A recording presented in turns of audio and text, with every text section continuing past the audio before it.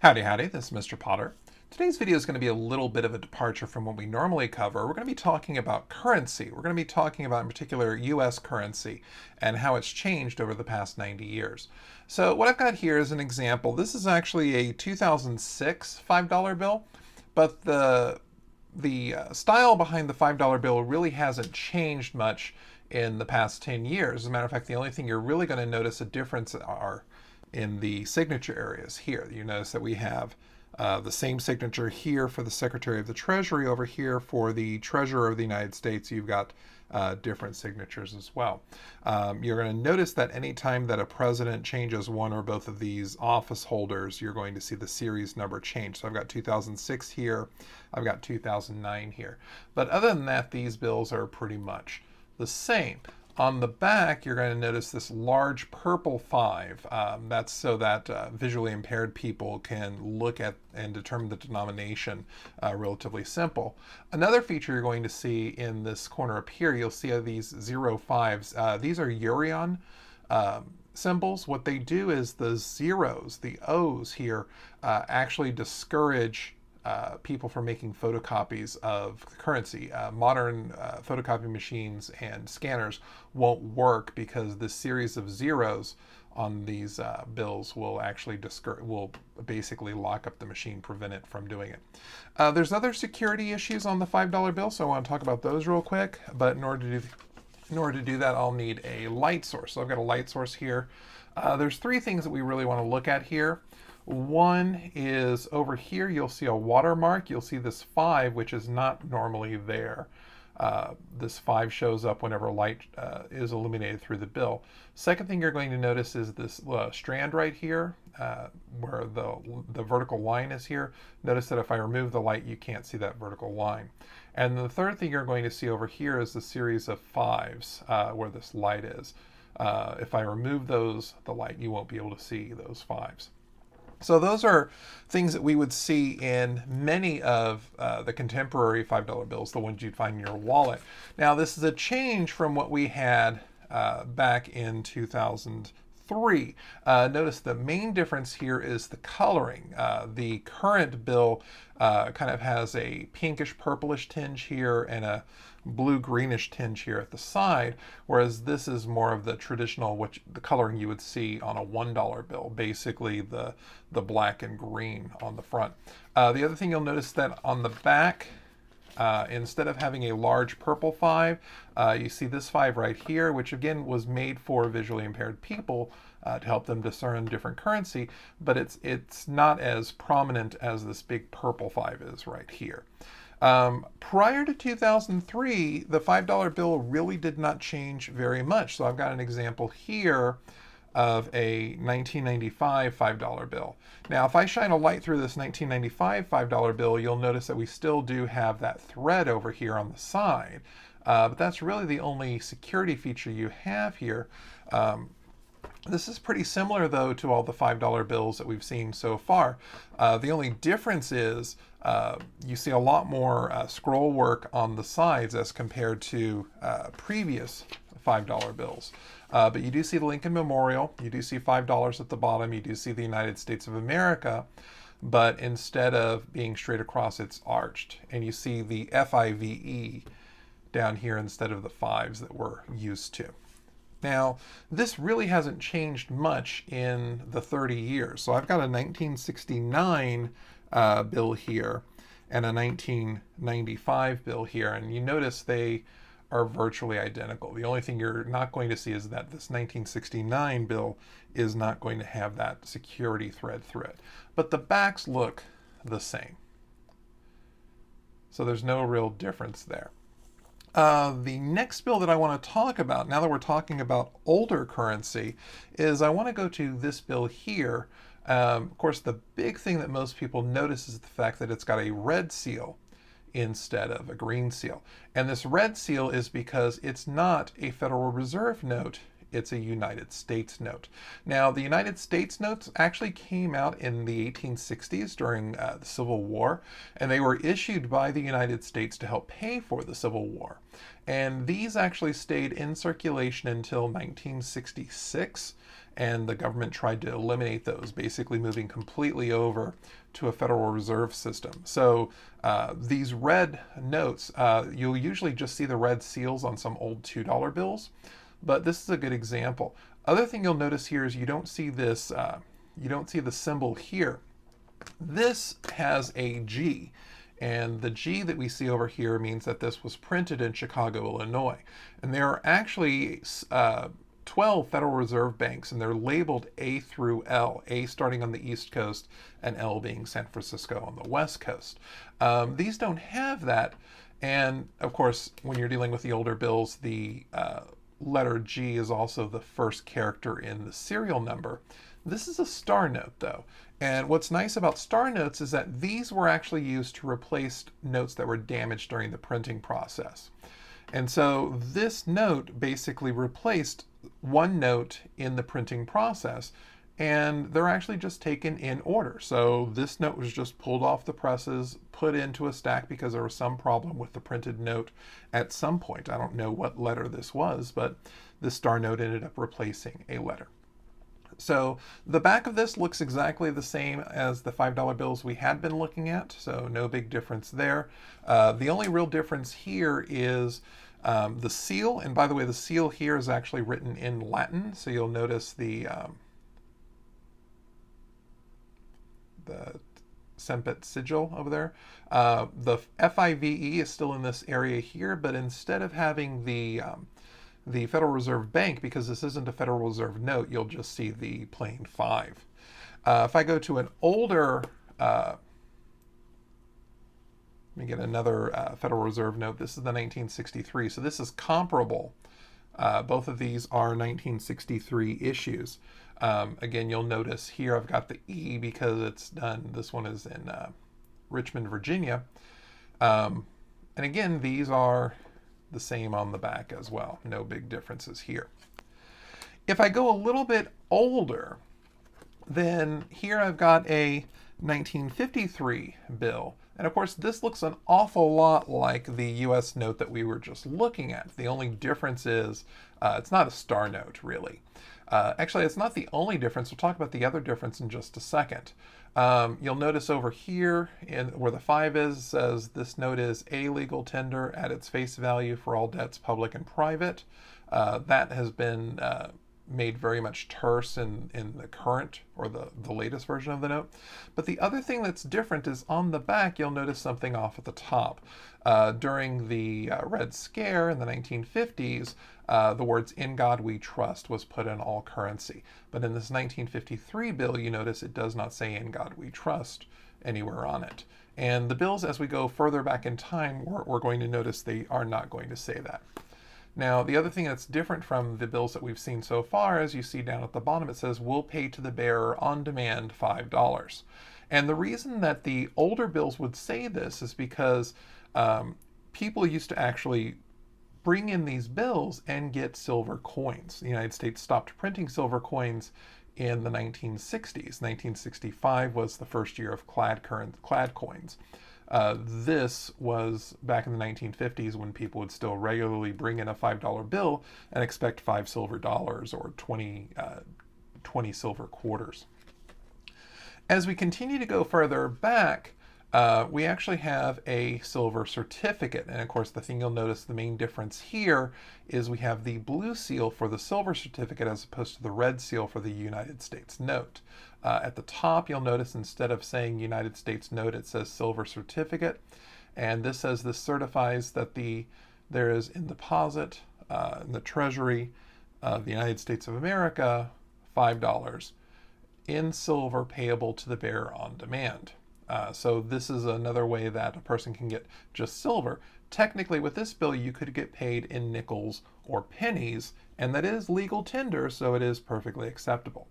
Again, these both came out in the 1953 era, and if I take a look at the back, you'll notice that they're not going to have the "In God We Trust" So again, main differences, main takeaways here is the fact that our money used to be so much more colorful.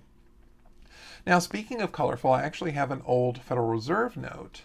This is a 1950 Federal Reserve note. And you'll notice that the green is a much different green than what we have seen on previous notes. Let me pull out the 1963 Federal Reserve note.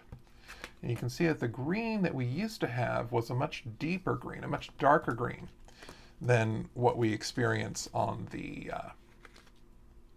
older 1950 note. And again, you notice at the bottom it says, "We'll pay to the bearer on demand." You also notice the longer this note is legal tender notice. You see this note is legal tender for all debts, public and private, and is redeemable in lawful money at the United States Treasury or any Federal Reserve Bank. And lawful currency means that you can exchange it for silver or nickels or pennies. In other words, precious metal or non-precious metal. So I notice this is, both for the Federal Reserve note. Again, aside from that, the design really hasn't changed that much. We're just talking about minuscule changes to the design. And again, we're not going to see the "In God We Trust" on the back above the Lincoln Memorial. Going slightly older, these bills, this is also a silver certificate. And you can recognize silver certificates because they are blue. But the main difference here, and you'll notice this is although it says 1934, these were actually printed during the 30s, 40s, and early 50s, is that the 5 in the field here is blue. It's actually the same color blue as the serial number and as the Federal Reserve seal over here. Other than that, everything else looks very much the same. The other thing you'll notice is M, and we don't usually see letters this high in the alphabet. We normally see letters A through L. But as more bills were printed, notice this is the series of 1934, as more bills were printed, you're going to see more and more of these letters come out. And actually the 1934 series was actually printed in the early 50s with letters of U. And of course, this can really be thought of as the 9th digit of the serial number. So you can actually think of each letter as being in 100 million of these bills being in circulation. Now, this is a 1934 C, which means this was actually printed sometime in the mid-1940s. There are actually websites where you can tell what year something was printed based on the serial number and based on the date and letter. I have another silver certificate from the same era, but the thing you'll notice that's different is this. This is actually a yellow color. You may see it referred to as a gold color. And this was actually used during World War II. During the Africa campaign of World War II, American soldiers were paid with these currency. The idea is that if currency like this was captured, if large amounts were captured by the Germans or the Italians, then the federal government could say, hey, anything with a yellow seal is no longer valid. It's no longer going to be currency. And so we're not going to accept that. So that's something that you'll see. This is what it was actually in the the European campaign. In the Western or Pacific campaign, this is what we ended up with. You'll notice that instead of the yellow seal, we actually have a brown seal, and we actually have brown numbers as well. Now, this is the Federal Reserve note, but again, you'll notice the date, 1934. And you'll also notice on the sides, we see Hawaii prominently printed. And of course, this is how money was exchanged in Hawaii during World War II. Hawaii was a U.S. territory at the time. On the back, you're also going to see prominently the word Hawaii printed in black ink on the back. And the idea was that if the Japanese were to take over Hawaii or Guam or any of the other islands in the Pacific that were U.S. protected islands, that if enough money was taken by the Army or by the Navy, then the United States could say these bills are no longer legal tender. So we're going to keep on going back in time to here. I've got another Federal Reserve note. Again, notice the Federal Reserve note is the same as the Hawaii note. For the European theater, we are actually dealing with the silver certificate. But going to the Federal Reserve note, again, we've got a, Again, we've got a 1934 date here. This is actually, notice no A, B, C, or D here, so this is actually pretty late in the 30s. Again, you see this note is legal tender for all debts, public and private. We see the seal here, G, representing Chicago, Illinois. This is interesting because this is right during the middle of the Great Depression. And during the Great Depression, starting in 1929, there was a need to put as much money in circulation as possible. And so banks were allowed to print money. So you'll notice here at the top, you see this is a lot different than what we've had before. You see it says national currency up at the top. And these were actually being able to print by national banks. So if you had a national bank in your city and it was around during the Great Depression, there's actually a good chance that that bank actually issued money. And the main differences you're going to see is you're actually going to see signatures of bank officers down here printed, as opposed to the treasurer and the other signatures that we had seen before. And you're going to see these signatures down here, but you're also going to see signatures up at the top. So here is your Treasury Secretary, your other signatures you have. Notice this is 1929. This is done by the Lincoln National Bank of Cincinnati, Ohio. This is bank number 2524, and so you're going to see that printed over here in small numbers as well. And you're going to see the serial number. Notice this is basically 4,199. Not very many of these were printed by those banks. And you see over here it says redeemable in lawful money of the United States Treasury or of the bank of issue. So in other words, the Treasury would give you the $5, or the bank of issue would give you the $5 in silver or other currency. The other thing you'll notice is that these corners, the lower corners, the fives are much smaller, and that's because they needed to devote so much more space to the field up here that they needed to make sure that there was space for the extra signatures, the double set of serial numbers, the name of the issuing bank, as well as the bank number. And there were tens of thousands of different banks in the United States that offered this national currency. As a matter of fact, during the Great Depression, there was such a need for currency that they didn't even have time to create the new paper currency. So some of these were actually issued by the Federal Reserve. So this is actually a Federal Reserve national currency. Again, notice the brown seal, but notice that you've got the same numbering system that we're used to. Remember, we said Chicago was the letter G, and so you see the letter G prominently here. And you see the serial number starting with the letter G as well. But they use the national currency paper. In other words, the smaller 5 and the larger field that we're used to for the national banks. Now, this was in response to what happened during the Great Depression, because a lot of this money was not available. Prior to the Great Depression, of course, 1928 was really the first year that we had these smaller bills. And what you'll notice here is the United States note from the 1920s. You'll notice again the serial numbers are normal. You'll notice that the seal is on the other side. We're used to the seal being on the right side. Let me pull over one of the earlier notes that we were looking at. The old United States, or the more recent United States notes, and all the other notes that we've talked about have had this seal on the right side, but originally the seal was present on the left side. And again, it's the Latin seal that we have here, but otherwise it's exactly the same. The signatures are a little bit lower. We're used to the signatures being kind of almost here. And then I want to end the video with a Federal Reserve note, but this is really a gold certificate, because if you look up here, it says redeemable in gold on demand. In other words, I could get $5 worth of gold. Again, in the late 20s, we were still on the gold standard. We didn't get off of the gold standard until 1933. The other thing you'll notice is that instead of a D, which we would expect for Cleveland, Ohio, we've got a 4. But in the serial number, we still have the D. So this is a Federal Reserve note gold certificate from the 1920s. And this is really where our journey stops. The $5 bill has kind of stayed the same, just minor changes, minor tweaks over the past 90 years. The most drastic changes have actually taken place in the past 15 or 20 years.